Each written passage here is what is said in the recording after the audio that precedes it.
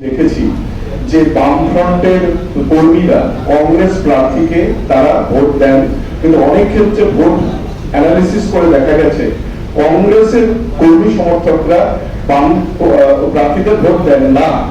এবার অধীর রঞ্জন চৌধুরী এ ব্যাপারে খুবই সচেষ্ট এবং আমরা কদিন আগে দেখলাম যে তিনি বামফ্রন্টের যে লোগো, সেই লোগো দেওয়া উত্তরীয় তিনি নিজের গলায় পড়েছেন, মিছিলে হেঁটেছেন।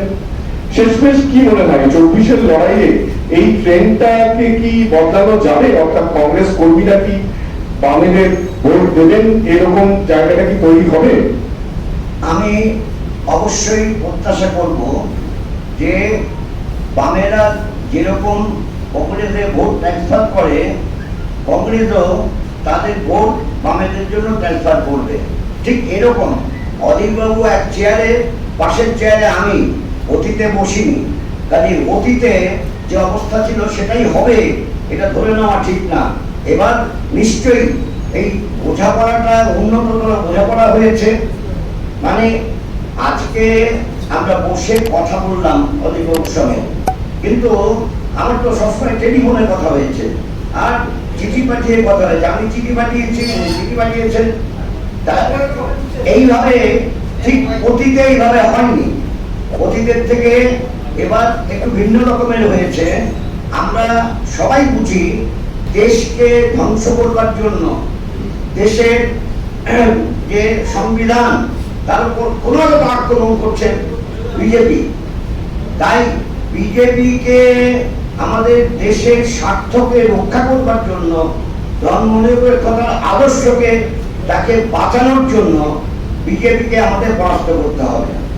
আর রাজ্যে কম কথা, রাজ্যের সরকার সম্বন্ধে কম কথা বলা ভালো।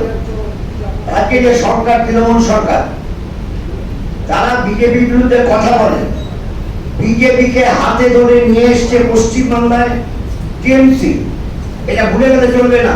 অধীরবাবু যেটা বলছিলেন 1999-এ কি হয়েছে, তখন মমতা বন্দ্যোপাধ্যায় তিনি রেলমন্ত্রী, আর আমাদের রাজ্য থেকে তপন শিকদার তিনি রাষ্ট্রমন্ত্রী এবং জুলুবাবু তিনি পূর্ণমন্ত্রী। কৃষ্ণনগর থেকে জয়লাভ করেছিলেন। 3টে আসনে বিজেপি জয়লাভ করেছিল এবং এই 3টে আসনে বিজেপি জয়লাভ করার তা সম্ভব রয়েছে বিজেপি এবং টিএমসি বোঝাপড়ার মধ্য দিয়ে। আজকে বিজেপি, আজকে টিএমসি উল্টোপাল্টা কথা বললে হবে না। গত পরশুদিন যে টিএমসি বিধায়ক, যে লোকসভা নির্বাচন বিজেপির বিধায়ক মুকুটমণি বিজেপির বিধায়ক, তার পরের দিন তিনি এসে টিএমসি লোকসভা প্রার্থী। মানেটা কি? অতি পর্বে টিএমসি এবং বিজেপির বোঝাপড়া আছে, তাই রণহুঙ্কার কি বাংলা বিরোধীদের বিসর্জন। মানে কি? বাংলায় শুধু বাংলাভাষী মানুষ থাকে, বাংলা বিরোধী মানে কি? বাংলায় শুধু বাংলাভাষী মানুষ থাকে না, বাংলায় বিভিন্ন ভাষার মানুষ থাকে। বাংলা 1911 সাল পর্যন্ত ছিল ভারতের রাজধানী, ব্রিটিশের রাজধানী। ফলে সব ভারতীয় মানুষের, সব ভাষাভাষী মানুষের মিলন ক্ষেত্র বাংলা। ভারতবর্ষে আজকাল যারা ভোট পরিচালনা করার জন্য স্ট্র্যাটেজিস্ট নিয়োগ করছে না, তারা আজকাল সাইকোলজিক্যাল ওয়ারফেয়ারকে বেশি গুরুত্ব দিচ্ছে। যেমন কথায় বার্তায় মোদী বলল 400 পার। মানুষের মতামত, মানুষের ভোট কোনো রাজনৈতিক দলের পেটের তো নয়, তাদের ফিক্সড ডিপোজিটের টাকা নয়। মোদী বলল 400 পার। অর্থাৎ সাইকোলজিক্যাল ওয়ারফেয়ারে, মাইন্ড গেমে সবাইকে বুঝিয়ে দেওয়া যে আমি তো 400 পারের কথা বলে দিয়েছি, তোমরা দিয়ে দাও। তোমরা দিলেও 400, না দিলেও 400। কিন্তু মোদী সমাধান তো দৌড়ে বেড়াচ্ছে চালিয়ে। যদি 400 পার এত আশা নিতেই হয়, মোদীকে দৌড়াতে হবে, তার এত দৌড়াতে হবে। 2 নম্বর কথা, মমতা ব্যানার্জি, আপনি যে কথাটা বললেন যে ভোট হয়ে যাবার বিজেপি, এটা আরেক ধরনের সাইকোলজিক্যাল ওয়ার। তাদের দলে যে স্ট্র্যাটেজিস্টকে নিয়োগ করেছে তার বোকাবাবু, সে শিখাচ্ছে যে আগে নির্বাচন হয়ে যাওয়ার সঙ্গে সঙ্গে বিজয় মিছিল বার করো। বিরোধীদেরকে ফিজিক্যালি অ্যাসাল্ট করো। যেমন আপনারা একজন প্রশ্ন করলেন না, আপনাকে বারবার হামলা হচ্ছে, হামলাটা করছে কারণ আছে, এটা একটা স্ট্র্যাটেজি থাকে। উত্তেজিত করো, প্ররোচিত করো, করতে করতে করতে করতে ট্র্যাপ করো, ফাঁদে ফেলে দাও, যাতে প্রমাণ করা যায় যে দেখো বেআইনি কাজ করছি আমরা, আমাদের প্রচারে বাধা সৃষ্টি করো, এসব কতগুলো স্টাইল এলে, ঠিক আছে? সেখানে স্থানীয় পুলিশ এখন তাদেরকে মদত করে যাচ্ছে। তো এইগুলো তাদেরকে করতে হচ্ছে একটাই কারণে, তারা নিজেরা ডেসপারেট হয়ে যাচ্ছে, যেখানে যেখানে তাদের সম্ভাবনা কমে যাচ্ছে সেখানে যেখানে তারা আরো বেশি বেশি করে এই ধরনের কতগুলো সাইকোলজিক্যাল ওয়ারফেয়ারের চেষ্টা করছে। যেমন আমাদের উপর হামলা করার সঙ্গে সঙ্গে ওরা প্রচার করে দিচ্ছে কি জানে, যদি এমপির ক্যান্ডিডেট যখন হামলা করছি, ভোটের দিন তো হামলা হবে, কিছু করার নেই, এটাকে পঞ্চায়েত ভোট করবো, এটাকে বললাম এটাকে পঞ্চায়েত ভোট করবো।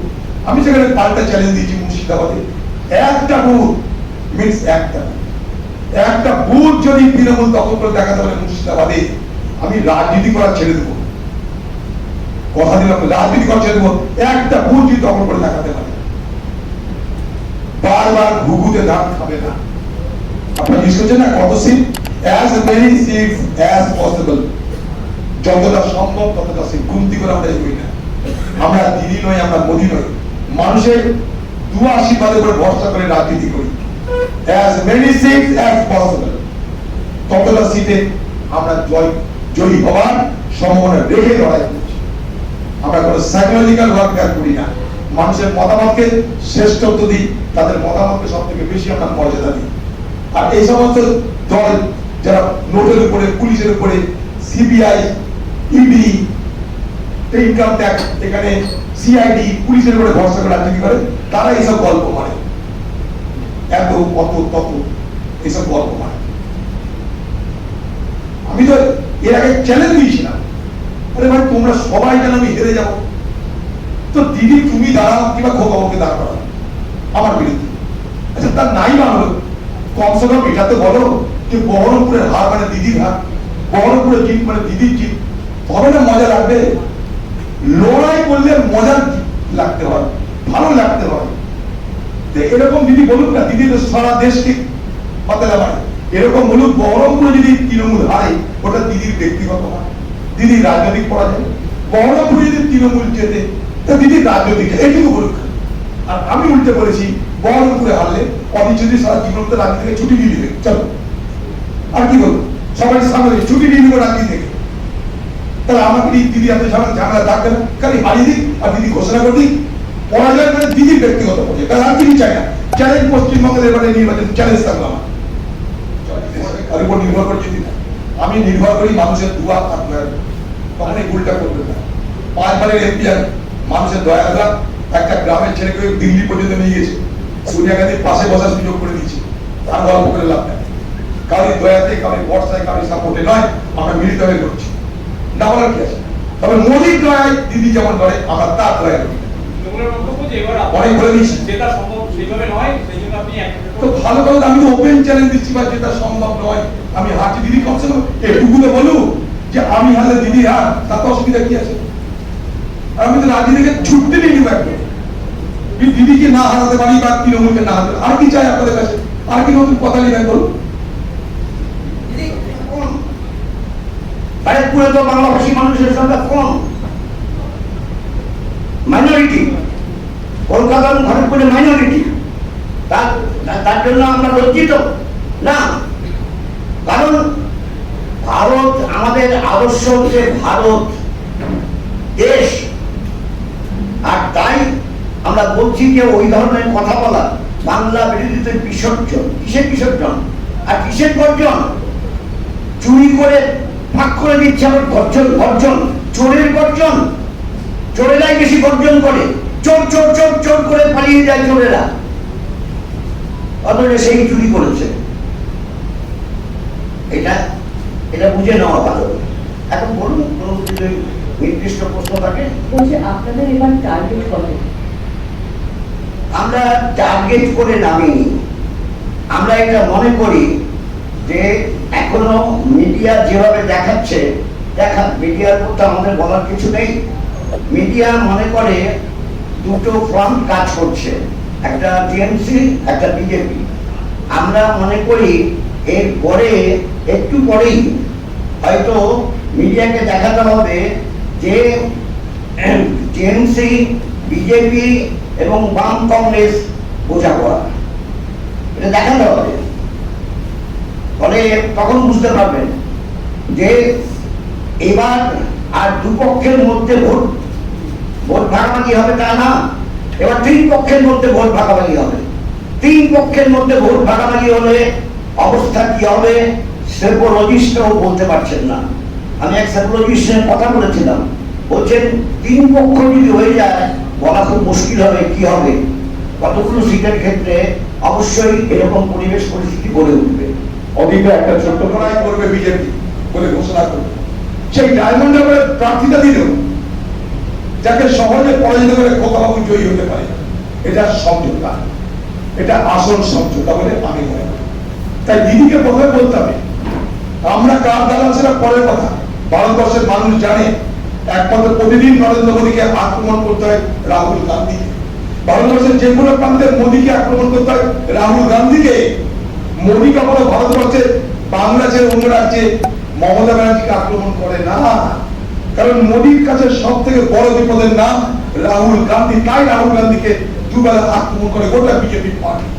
বিজেপি পার্টি রাজনৈতিক আক্রমণের ফোকাস পয়েন্ট রাহুল গান্ধী। দু নম্বর কথা, ভারতবর্ষের ইতিহাস হচ্ছে বাম শক্তি বা কংগ্রেস তারা সবকিছু করতে পারে। কখনো ইতিহাসের কোনো ঘটনায় কোনোভাবেই প্রত্যক্ষ বা পরোক্ষ ভাবে তারা কখনো সাম্প্রদায়িক শক্তির সঙ্গে হাত মেলায়নি। তাই স্বাভাবিকভাবেই দিদির এই কথা অবান্তর, শুধু অবান্তর নয়, আমি বিজেপিকে দিদিকে আমি পাল্টা প্রশ্ন করতে চাই, কি এমন ঘটলো কি ইন্ডিয়া জোট ছেড়ে মোদীর কাছে আত্মসমর্পণ করতে হলো আপনাকে? যেটা নীতিশ কুমার করলো, সেই নীতিশ কুমারের পদাঙ্ক অনুসরণ কেন বাংলার আগুনখোর মুখ্যমন্ত্রী, অগ্নিকন্যা মুখ্যমন্ত্রী মমতা ব্যানার্জিকে করতে হলো? এবং অদ্ভুতভাবে এই ঘটনাগুলোর সঙ্গে অর্থাৎ দিদি মোদীর কাছে আত্মসমর্পণের সঙ্গে অরবিন্দ কেজরিওয়াল এবং হেমন্ত সোরেন, একজন মুখ্যমন্ত্রী একজন প্রাক্তন মুখ্যমন্ত্রী, এই দুজনের গ্রেপ্তারের সম্পর্কটা কি, এটা কিন্তু তদন্ত সামনে। অরবিন্দ কেজরিওয়াল গ্রেপ্তার হতে পারে তিহার জেলে, হেমন্ত সোরেন গ্রেপ্তার হতে পারে তিহার জেলে। দিদি তার খোকাবাবুকে কোনোভাবে তিহার জেলে পাঠাতে রাজি নয়। তার থেকে অনেক বুদ্ধিমানের কাজ বিজেপির কাছে আত্মসমর্পণ করা। তাই রাজভবনে মোদীর সঙ্গে দেখা করার পর সাংবাদিক জগৎ যখন থেকে জিজ্ঞেস করলো কি কি আলোচনা হলো, বলে আমাদের গল্প হলো বেশি, কাজের কথা হলো কম। তাই এগুলো থেকে কি কি ইঙ্গিত দেয়? ইন্ডিকেশন ইজ এনাফ দ্যাট যে দিদি মোদীর কাছে আত্মসমর্পণ করেছেন। শুভ নববর্ষের প্রীতি শুভেচ্ছা অভিনন্দন জানাই। সারাটা বছর আপনাদের সকলের সুখ শান্তি সৌভাগ্য এবং সমৃদ্ধির মধ্য দিয়ে কাটুক। আপনাদের সকলের জন্য আমার শুভকামনা। প্রত্যেকবার নির্বাচনের আগে কংগ্রেস পার্টির পক্ষ থেকে আমরা সুযোগ পেলে এখানে একটা প্রেস কনফারেন্স করে আমাদের যে কথা, আমাদের যে ভাবনা, সেটা জানানোর চেষ্টা করি। এবারেও তার ব্যতিক্রম হয়নি। নির্বাচনী প্রচার তুলবে, তাই সময় পাওয়া মুশকিল, সময়ের সংকট। তার সঙ্গে আবার আমি একজন প্রার্থী, স্বাভাবিকভাবে এই সময়ের সংকটের মাথায় রেখে একটা বিশেষ কাজে আমি কলকাতা এসেছিলাম। রথ দেখা, কলা বেচা দুটো যাতে হয়, সেই জন্য আমার কাজ এবং সেই সঙ্গে সঙ্গে প্রেস আমরা আহ্বান করেছি। আপনাদের অনেক ব্যস্ততা থাকা সত্ত্বেও আপনারা আজকে আমাদের এই তড়িৎ আহ্বানে এখানে উপস্থিত হয়ে আমাদেরকে ধন্য করেছেন। আমি আপনাদের বসে কৃতজ্ঞ। কংগ্রেস পার্টির তরফ থেকে 5টা ন্যায়ের কথা বলা হয়েছে, ন্যায় পত্র আপনারা একটু দেখে নেবেন। একটা হচ্ছে ভাগিদারি ন্যায়, যুবা ন্যায়, কৃষক ন্যায়, নারী ন্যায়, শ্রমিক ন্যায়। তাহলে দুটো বৈপ্লবিক সিদ্ধান্ত নিচ্ছে কংগ্রেস। একটা হচ্ছে রাইট টু অ্যাপ্রেন্টিসশিপ অ্যাক্ট, অর্থাৎ একটা শিক্ষিত যুবকের চাকরির অধিকার, আইনি অধিকার দেওয়া। এটা ভয়ঙ্কর একটা বৈপ্লবিক সিদ্ধান্ত, একটা বলতে পারেন ভারতবর্ষকে পাল্টে দেওয়ার সিদ্ধান্ত। যেমন করে একদিন ভারতবর্ষের গরিব মানুষকে কংগ্রেস এবং বামের সরকার মিলেমিশে, ইউপিএ ওয়ান সরকার মিলেমিশে কাজের অধিকার, আইনি অধিকারের জন্ম দিয়েছিল, যাকে আমরা মানরেগা বলি, ঠিক একইভাবে আগামী দিনে কংগ্রেস পার্টির পক্ষ থেকে ম্যানিফেস্টোতে বলে দেওয়া হয়েছে, ইস্তাহারে বলে দেওয়া হয়েছে, একটা বেকার যুবক সে যদি গ্র্যাজুয়েট হয়, একটা বেকার যুবক যদি 2 বছরে ডিপ্লোমা সার্টিফিকেট থাকে, তাহলে তাকে রাইট টু অ্যাপ্রেন্টিসশিপ অ্যাক্টের আওতায় আনা হবে। অর্থাৎ সেই যুবকের পিছনে সরকার 1 লক্ষ টাকা বছরে খরচ করবে। কেন? তাকে বিশেষ বিশেষ প্রশিক্ষণে প্রশিক্ষিত করা। কেন?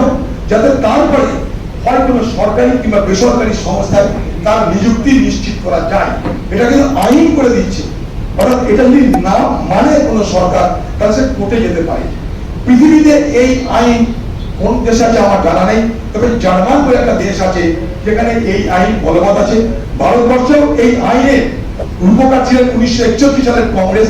সেটা বাস্তবায়িত করতে যেখানে যেখানে সংশোধন দরকার, কংগ্রেসের সংশোধনগুলো করে জার্মানের রাইট টু অ্যাপ্রেন্টিস অ্যাক্টের আরেকটা প্রতিরূপ ভারতবর্ষে রাইট টু অ্যাপ্রেন্টিসশিপ অ্যাক্ট আমরা চালু করতে চাইছি। এটা বৈপ্লবিক সিদ্ধান্ত।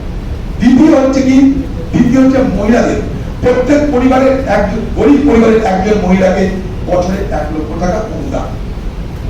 এটা আরেকটা বৈপ্লবিক সিদ্ধান্ত। এই বাংলায় লক্ষ্মীর ভান্ডার নিয়ে অনেক রাজনীতি হচ্ছে, গ্রামে গ্রামে পোস্টার লেখা হচ্ছে, দিদিকে ভোট না দিলে লক্ষ্মীর ভান্ডার নাকি কেড়ে নেওয়া হবে। বাংলার মানুষকে বলতে চাই, লক্ষ্মীর ভান্ডারটা সরকারি প্রকল্প, কোন সরকারের ক্ষমতা নাই লক্ষ্মীর ভান্ডার কেড়ে নিতে পারে। বাংলার মানুষকে আরেকটা কথা বলতে চাই, বাংলায় কোনো মানুষ যদি তৃণমূলের বিরুদ্ধে ভোট দেওয়ার জন্য লক্ষ্মীর ভান্ডার কেড়ে নেওয়ার পরিস্থিতি হয়, লক্ষ্মীর ভান্ডার কেড়ে নেয়, আমরা কংগ্রেস কথা দিচ্ছি, বামের তরফে কথা দিচ্ছি, আপনাদের সেই লক্ষ্মীর ভান্ডার ফিরে দেওয়ার দায়িত্ব আমাদের। কারণ এটাকেও কেড়ে নিতে পারে না আইনি প্রক্রিয়া। আমরা তার সঙ্গে লক্ষ্মীর ভান্ডার সঙ্গে আরেকটা প্রকল্প আছে এই ভারতবর্ষে, যার নাম হচ্ছে মহালক্ষ্মী ভান্ডার। বছরে 1 লক্ষ টাকা একটা। আমরা এইভাবে 100 দিনের কাজে যেখানে মজুরি আমরা কয়েক গুণ বাড়তে চাইছি, 4 গুণ বাড়তে চাই, 400 টাকা মজুরি আমরা দিতে চাইছি, কয়েক গুণ বাড়িয়ে 400 টাকা মজুরি দিতে চাইছি, আশা কর্মীদের ডবল আমরা দিতে চাইছি বেতন। এইভাবে কংগ্রেস আগামী দিনে এই ভারতবর্ষের পিছিয়ে পড়া মানুষ, ভারতবর্ষের বেকার যুবকদের এবং ভারতবর্ষের বেকারত্বের মোকাবেলা করবার জন্য সিদ্ধান্ত নিয়ে ময়দানে নামছে। এইগুলো তার প্রমাণ আপনারা নিতে পারেন। কৃষকদের জন্য আরেকটা বৈপ্লবিক সিদ্ধান্ত, সেটা হচ্ছে ভারতবর্ষে যে সমস্ত ফসলের উপরে ন্যূনতম সহায়ক মূল্য আছে, মিনিমাম সাপোর্ট প্রাইস, এরকম 22টা ফসল, সেই ন্যূনতম সহায়ক মূল্যে ভারত সরকার সেগুলো খরিদ করতে বাধ্য থাকবে আইনের তুলনায়। অর্থাৎ দিল্লিতে যে কৃষকরা আন্দোলন করেছিল, যে আন্দোলনের জন্য কয়েকশো কৃষককে মৃত্যু হয়েছিল, কয়েকশো কৃষকের তাদের জীবন মরণ পণ করে যে লড়াই করেছিল, তাদের প্রতি মর্যাদা দিয়ে ভারতবর্ষের কৃষকদের যে দীর্ঘদিনের দাবি, সেটা যে মিনিমাম সাপোর্ট প্রাইসকে, অর্থাৎ ন্যূনতম সহায়ক মূল্যকে আইনি অধিকার দেওয়া, সেটাও কংগ্রেস করছে, সেটাও কংগ্রেস দিচ্ছে। বিরোধীরা বলছেন অধীর চৌধুরীর গড় নড়বড়ে হচ্ছে। অধীর চৌধুরীর গড় নড়বড় হলে অধীর চৌধুরী বিক্ষোভ দেখানো উল্টো কেস হয়ে যাচ্ছে। অধীর চৌধুরীকে বিক্ষোভ দেখানো মানেটা কি? অধীর চৌধুরী গড়টা শক্তিশালী হচ্ছে, তাই নড়বড় করার চেষ্টা করা হচ্ছে, কিন্তু পারবে না। Impregnable, Baharampur is an impregnable fortress of Congress party.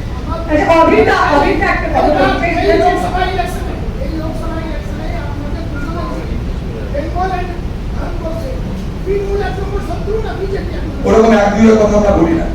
আচ্ছা, বাংলা এরকম করে হয় শত্রু ক্লাসিফিকেশন হয় না। আমরা আইডিওলজি বিরোধিতা করি, আস্তে বিজেপির আমরা আইডিওলজি বিরোধিতা করি, আইডিওলজিক্যাল ফ্যাক্টর। সবুজ সাথী সাইকেল বাংলাদেশে বিক্রি হচ্ছে, খুব সাধারণ কথা। এটা যদি না হয় পশ্চিমবঙ্গে মমতা ব্যানার্জি কি জন্য আছে? এর আগে মমতা ব্যানার্জি কি জন্য আছে? যদি আমাদের দেশের সাইকেল বাংলাদেশে বিক্রি না হয়, যদি আমাদের দেশের শিশুদের চাল কম বাংলাদেশে পাচার না হয়, যদি বাংলাদেশ থেকে আমার দেশে ড্রাগ না ঢোকে, জাল টাকা না ঢোকে, নারী পাচার না হয়, ডাকাতি না হয়, চুরি না হয়, সন্ত্রাসবাদীরা না হয়। दीदी किसके জন্য? दीदी किसके लिए है? अरे दीदी के बदनाम क्यों कर रहे हो आप? दीदी साइकिल बेचे আপনারা জানেন গত কোভিডে মিড ডে মিলের চাল 47,000 টন বেচেছে দিদির দলের লোকেরা। ওই জন্য বালু জেলে দিদি আমাদের কি দিল? কটা ভালো ভালো চোর দিল। অনুপম এক চোর, পার্থ এক চোর, বালু এক চোর, কত বড় বড় চোর দিয়েছে দিদি। যে বাংলা ভারতবর্ষকে স্বামী বিবেকানন্দ দিয়েছে, রবীন্দ্রনাথ ঠাকুর দিয়েছে, কাজী নজরুল দিয়েছে, সেই বাংলাকে দিদি উপহার দিচ্ছে ভোটারকে। অনুপম কেষ্টা চোর, পার্থ চোর, বালু চোর। আর কি চাই আমরা? তো যেখানে চোরদের এত উপহার, এগুলো বিচারে সাইকেল চুরেছে, আপনার তো গায়ে লাগার কথা না, কিছু মনে করবেন এতে, এগুলো গায়ে মাখবে না। দিদির কথা মনে রাখুন, দিদির মুখ থেকে ভোট। দিদি বলেছে আমি দরকারে বাসন মেজে দেবো, ঘর মুছে দেবো, কাপড় কেচে দেবো, আমাকে সব ভোট দিন, দিদিকে ভোট দিন। সাইকেল চুরের কথা মনে করার দরকার নাই। আপনি চাকরি কেন পেলেন না সেটা মনে করার দরকার নাই। আপনার চাকরি নেই কেন, কারা পয়সা কেন আপনার মনে করার দরকার নেই। 100 দিনের কাজের টাকা চুরি কে করলেও আপনার দেখার দরকার নেই। দিদি এটাই বোঝাতে চাই। ওই যে বেলডাঙা এটা হচ্ছে ভারতের সংবিধান। এই ভারতের সংবিধান ও গণতান্ত্রিক ব্যবস্থাকে রক্ষা করতে বিজেপিকে পরাস্ত করুন, এটা আমরা বলেছি। রাজ্যকে বাঁচাতে দুর্নীতিগ্রস্ত তৃণমূল কংগ্রেসকে পরাস্ত করুন। কেন্দ্রে একটি বিকল্প ধর্মনিরপেক্ষ সরকার করা সুনিশ্চিত করুন। সংসদে জনগণের কণ্ঠ সোচ্চার করতে বামফ্রন্ট ও বামফ্রন্ট সমর্থিত ধর্মনিরপেক্ষ শক্তিকে বিজয়ী করুন বলে পশ্চিমবঙ্গে জনগণের কাছে বামফ্রন্টের অনুরোধ। বাংলার প্রগতিশীল চিন্তা ও সংস্কৃতিকে রক্ষা করতে, রুটি রুজির লড়াইকে তীব্রতর করতে, গণতন্ত্র রক্ষা করতে বামফ্রন্ট ও বামফ্রন্ট সমর্থিত জাতীয় কংগ্রেস প্রার্থীদের জয়ী করুন। বামফ্রন্টের নির্বাচনী আবেদনে আমরা এটা বলেছি। আমাদের যেমন কংগ্রেস যেরকম তার এআইসিসি থেকে তারা যে ঘোষণা করেছে, সেখানে যে পয়েন্টগুলো আছে আমাদের এই আবেদনে বেঙ্গলের ক্ষেত্রে যে প্রশ্নগুলো আছে সেই পয়েন্টগুলো আছে। আমি শুরুতেই বলিনি, অনেকেরই বুঝতে অসুবিধা হয় যে আজকে অধীরবাবু আমি একসঙ্গে বসে আছি। এখন ভারতের রাজনৈতিক পরিবেশ পরিস্থিতিতে সর্বভারতীয় ক্ষেত্রে বামেদের সঙ্গে কংগ্রেসের যে সম্পর্ক সেটা একটু ভিন্ন প্রকৃতি সর্বভারতীয় ক্ষেত্রে। কিন্তু তার সত্ত্বেও কেরালাতে ইউডিএফ এর নেতৃত্বে একটা সরকারও হয়, ইউডিএফ এর মুখ্য ভূমিকায় কংগ্রেস থাকে। এলডিএফ এর নেতৃত্বে সরকার হয়, মুখ্য ভূমিকায় সিপিআইএম থাকে। সেটা রাজ্যগত। এই কথা যখন গড়ে উঠল ইন্ডিয়া ব্লক গড়ে ওঠার পর এই কথা বলা হয়েছিল যে ভারতের বিভিন্ন প্রান্তে বিভিন্ন ধরনের অবস্থানগত কারণে একই রকম বোঝাপড়া, নির্বাচনী বোঝাপড়া একই রকম বোঝাপড়া হবে না, এটা বলা হয়েছিল। সেটাকে মনে রেখেই প্রশ্নগুলো করুন, সুবিধা হবে। কোন সংবাদ জগতের কাছে এমন কোন প্রমাণ আছে যে আমার সঙ্গে মমতা ব্যানার্জির রাজনৈতিক বিরোধিতা, আদর্শগত বিরোধিতা কোনো ছিল না?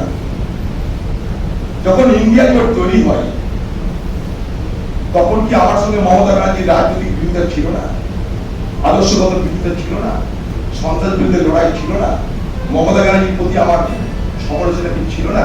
আপনার সমস্ত রেকর্ড বার করুন, আর্কাইভস আপনাদের হাতে আছে, আর্কাইভস বার করুন যে অধীর চৌধুরী কোনোদিন এ রাজ্যে মমতা ব্যানার্জির সঙ্গে সমঝোতা করেনি।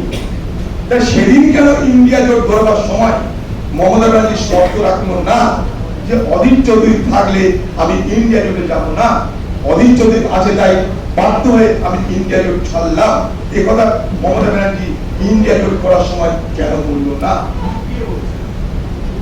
কেন বললো? আমি তো আগেও ছিলাম, এখনো আছি। আমি তো কোনোদিন দিদির সুখ্যাতি করে রাজনীতি করিনি বাংলায়, তো সেদিন কেন তার মনে হলো না? সময়টা দেখবেন, time and space dimension is very crucial aspect of political assessment. সময় কখন হচ্ছে, কখন। আর অধীর চৌধুরীকে এখানে কেন স্যাক্রিফিশিয়াল ভোট বানানো হচ্ছে? আমার সঙ্গে মমতা ব্যানার্জির বিরোধ সবাই জানে, সর্বজন বিদিত। আমার সঙ্গে মমতা ব্যানার্জি কোনো সমঝোতা রাজনীতি কোনোদিন করিনি, সর্বজন বিদিত।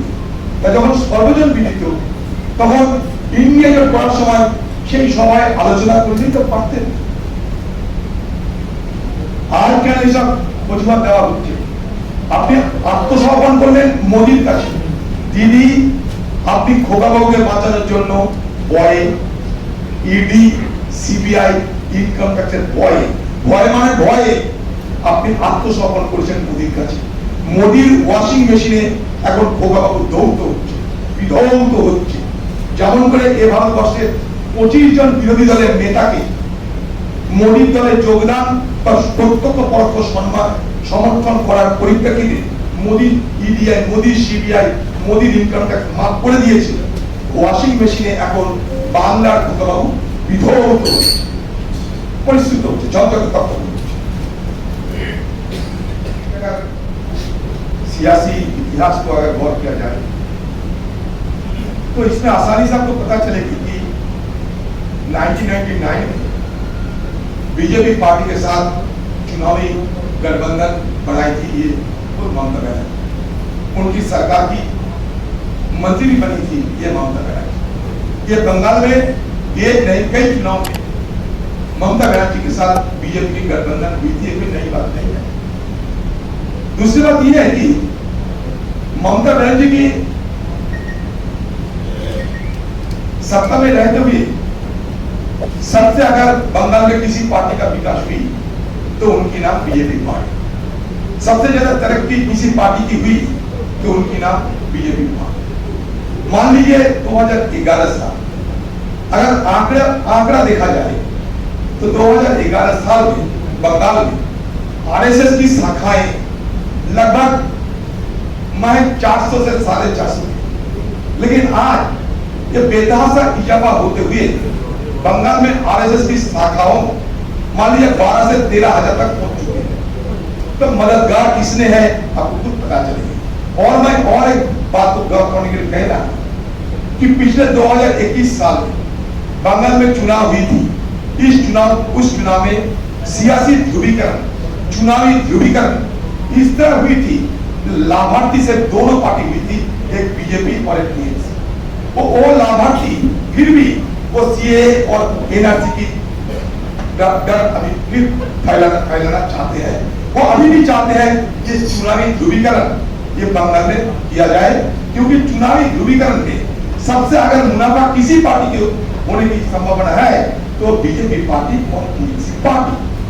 और दूसरी बात यह है कि ममता बनर्जी पिछले पंचायत चुनाव के अगर गौर किया जाए तब पिछले पंचायत चुनाव में अगर देखो कहीं भी बंगाल की कहीं भी जहां टीएमसी पार्टी और जहां कांग्रेस और लेफ्ट पार्टी रही, सबसे ज्यादा तनावपूर्ण चुनाव वहीं पर हुई। जहां बीजेपी पार्टी चुनाव लड़ रहे थे कोई तनाव नहीं था। तो बीजेपी के साथ ममता बनर्जी ये ताल्लुकात आज के नहीं, तो इतिहास को गौर करो कि दिल्ली में आरएसएस की मीटिंग हो रही है, आरएसएस की कन्वेंशन हो रही है, सबसे बड़े वक्ता का नाम ममता बनर्जी। तकरीर पेश करते हुए ममता बनर्जी सराहना करने लगे आरएसएस वालों। ये सब जानते हैं ममता बनर्जी की निगाहों में ये बीजेपी पार्टी में सब कुछ सांप्रदायिक नहीं है, सब नेता सांप्रदायिक नहीं है। बीजेपी पार्टी में उनका कहना है कि लाल कृष्ण आडवाणी और अटल बिहारी वाजपेयी और राजनाथ सिंह ये सांप्रदायिक नहीं है, बाकी सारे सांप्रदायिक है। तो उनकी बात पे अगर किसी को कोई भरोसा रहे तो अलग बात है, और उनको ये अवसरवादी नेता की बात उनकी जुबान से निकालते हैं। ये सिर्फ और सिर्फ एक अवसरवादी नेता की ये कहानी कि अभी मैं कुछ नहीं, अभी मैं इंडिया जोट की विरोध करेंगे, इंडिया गठबंधन की विरोध हम बंगाल में करेंगे, लेकिन जब सरकार बनाने की स्थिति पैदा होगी तो तुरंत मैं दोबारा पलटी मार के मैं इंडिया में शामिल होगी। तो पार्टी कुमारी अपना जो जज्बा दिखाने के लिए बिल्कुल तैयार बैठे हैं। ये अवसरवादी नेत्री है ये पता चलते, इसलिए मैं इनको कह रहा दिल्ली की मीडिया वालों के सामने she is a politician who may be called a persona non grata in political jargon। ये persona non grata एक पॉलिटिशियन है हमारे देश की आज की सियासत में। কি এমন ঘটলো যে ইন্ডিয়া জোটে শুধু শামিল হওয়া নয়, ইন্ডিয়া জোটের নামকরণ আপনি করেছিলেন বলে গর্ববোধ করে সংবাদ মাধ্যমের সামনে এসে বললেন আমার পছন্দ অনুযায়ী ইন্ডিয়া জোটের নাম হলো, সেই ইন্ডিয়া জোট থেকে হঠাৎ আপনি পাল্টিবাজি করলেন কেন? যেমন বিহারে নীতিশ কুমার পল্টু কুমার হয়েছে, আপনি কেন পাল্টি কুমারী হলেন? আমাদের জানতে ইচ্ছা করছে কি এমন ঘটনা ঘটলো, কি এমন বাধ্যবাধকতা তৈরি হলো, কোথায় আপনি ভয় পেলেন, আতঙ্কিত হলেন? যে ইন্ডিয়া জোটের মিটিং এ পাটনা, ব্যাঙ্গালোর, মুম্বাইতে আপনি বড় বড় কথা বলেছেন, ইন্ডিয়া জোট ভারতবর্ষ থেকে মোদীকে সরাতে পারবে। আপনি ইন্ডিয়া জোটের কনভেনারকে, প্রধানমন্ত্রীকে তাও মনে মনে ঠিক করে আকার ইঙ্গিতে বুঝিয়ে দিচ্ছেন। আপনি রাহুল গান্ধীকে নেতা বলে মানছেন। কি এমন ঘটলো সেই ইন্ডিয়া জোট ছেড়ে আপনাকে পালাতে হলো? আমার আপনাদের কাছে তৃণমূলের কাছে প্রথম একটা প্রশ্ন, কারণ ইন্ডিয়া জোটের নামকরণ আপনি করেছিলেন। আপনি বলেছিলেন ইন্ডিয়া জোট একমাত্র জোট যারা বিজেপিকে ভারতবর্ষ থেকে ক্ষমতাচ্যুত করতে পারে। সেই জন্য কংগ্রেস বাম কে কার দালালি করছে না করছে সেটা পরের কথা। इधर उधर की बात ना कर दीदी, पता कबीला कैसे लूटे गए? हमारे बच्ची इधर उधर की बात न कर, पता कबीला कैसे लूटा? এদিক ওদিক কথা বলে লাভ নেই দিদি। প্রথমে আপনি বলুন ইন্ডিয়া জোট ছেড়ে পালালেন কেন? নীতিশ কুমার পালিয়েছিল তার কারণ নীতিশ কুমারের মুখ্যমন্ত্রী দরকার ছিল বিজেপির সঙ্গে আঘাত করবে। আগামী দিনে এমন ঘটনা ঘটলে সংবাদ জগৎ অবাক হবেন না। যখন কংগ্রেস এবং বামের এই আসন সমঝোতা নির্বাচনী জোট এ বাংলায় ভালো ফলাফল করতে পারলে দাসের ঘরের মতন গোটা তৃণমূল দল ভেঙে পড়বে, আপনি মিলিয়ে নেবেন আমার কথা। সেই দিন দিদিকে 5 লাখ বাঁচার জন্য, দিদিকে মুখ্যমন্ত্রী থাকার জন্য তৃণমূলের যা কিছু অবশিষ্ট বিজেপির সঙ্গে আঘাত করে নীতিশ কুমারের মতন এ বাংলায় দিদির সঙ্গে বিজেপির জোট হয়ে না সরকার গঠিত হয়, অবাক হবেন না। রাজনীতিতে সবকিছু সম্ভব।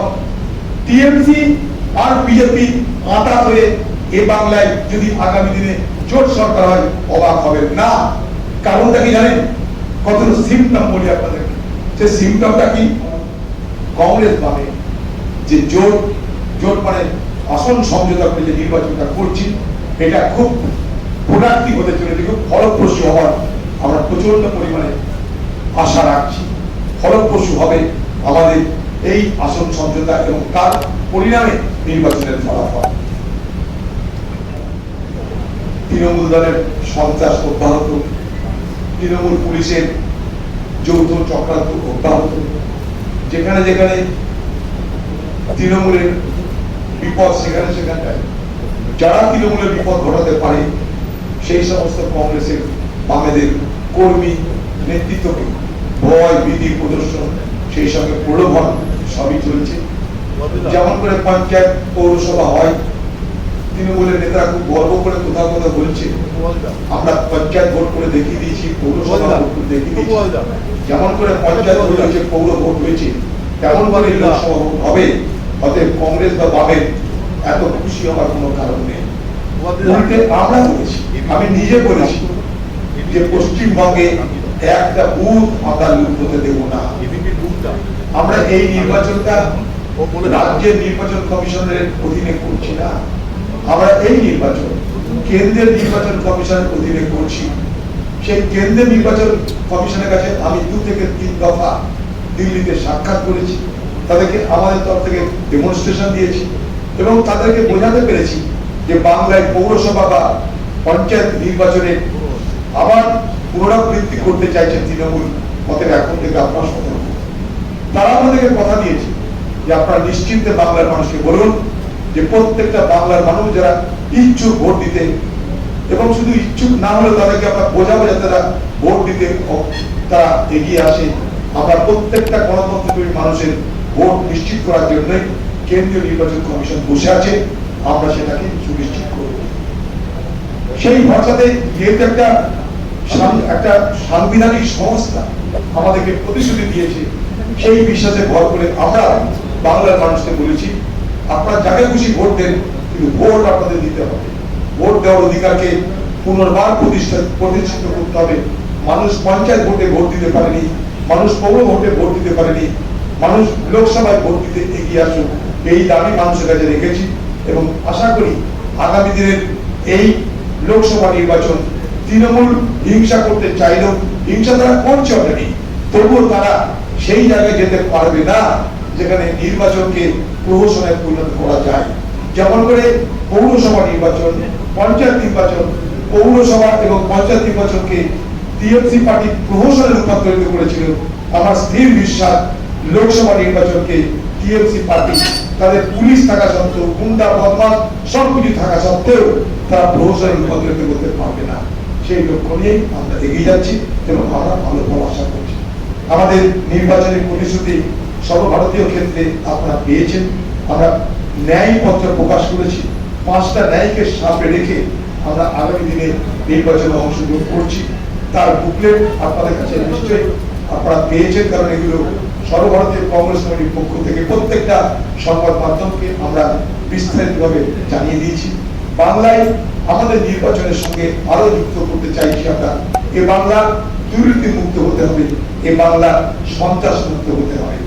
আমরা এইভাবে আগামী নির্বাচনে বাম এবং কংগ্রেস, কংগ্রেস এবং বাম উভয় যে প্রার্থী সমর্থিত মনোনীত, তাদের ক্ষেত্রে বাংলার মানুষ আশীর্বাদ করে, দোয়া করে, দয়া করে, সমর্থন করে, তার জন্য আমরা মানুষের কাছে আমাদের আবেদন রাখছি, আহ্বান করেছিলেন এবং আপনারা এখানে সদলভাবে সকলে গেছেন। যখন আমি দেখলাম আপনারা সময় দিয়েছেন, তখন বামফ্রন্টের শীর্ষ নেতা বিমান বাবুকে বললাম যে যখন আমরা পশ্চিমবঙ্গে একসঙ্গে ভোট করছি, তখন আপনিও আজকের এই প্রেস কনফারেন্সে স্বাগত। আপনি যদি সময় পান অবশ্যই আসুন। আমরা আমাদের যা যা ভাবনা, ইচ্ছে, লক্ষ্য সংবাদ মাধ্যমকে আমরা বলতে পারবো। বিমানদাও ব্যস্ত মানুষ, ওনার বসিরহাটে প্রোগ্রাম আছে, ওনার এক দলের সাথী মৃত্যুর কারণে স্মরণ সভা, সেখানে উনি কথা দিয়েছেন, তাই ওনাকেও সময় মতো সেখানে পৌঁছাতে হবে। বিমানবাবুরা সেই ধরনের লোক যারা সময়কে গুরুত্ব দেন, যারা খুব কমিটেড পার্সোনালিটি।